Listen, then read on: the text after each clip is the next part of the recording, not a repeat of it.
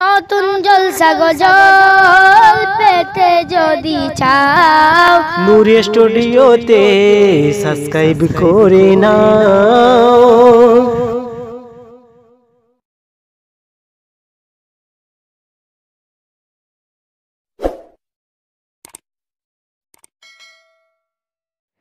আসসালামু আলাইকুম।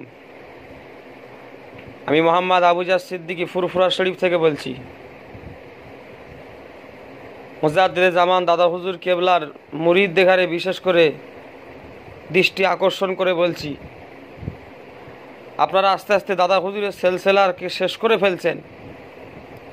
যদি বলেন কারণ, ফুরফুরা শরীফের মেয়ে আনাগোনা বেড়ে গিয়েছে, মেয়েরা কেন ফুরফুরা শরীফে আসবে? বেড়ানোর যদি শখ হয় কলকাতায় যাবে, চিড়িয়াখানায় জন্তু জানোয়ার দেখতে যাবে।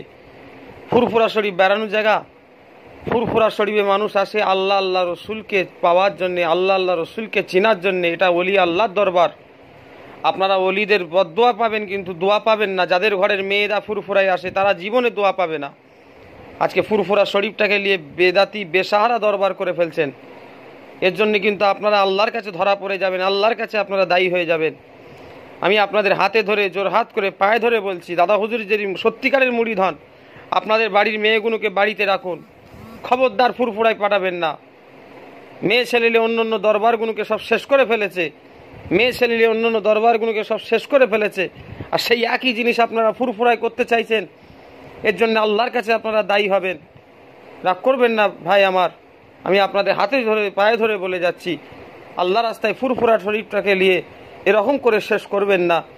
মেয়ে ছেলে মা বোনেদের বলছি, মা বোনেরা তোমরা পর্দার জিনিস পর্দায় থাকো, খবরদার বিহায়া বেপর্দা হওনি। আর দাইসো লা ইয়াদখুলুল জান্নাত, বিহায়া নারী কখনো জান্নাতে যেতে পারবে না। মা বোনেদের জন্য পর্দা হলো ফরজ। নামাজ যেমন ফরজ, রোজা যেমন ফরজ, হজ যেমন ফরজ, সেই রকম মা বোনেদের জন্য পর্দা করাও হলো ফরজ। তাই মা বোনেদের ঘরে পর্দায় রাখেন, খবরদার ফুরফুরা শরীফে পাঠাবেন না যদি সত্যিকারের দাদা হুজুরের মুরিদ হন। আমি আপনাদের জোর হাত করে বলে যাচ্ছি।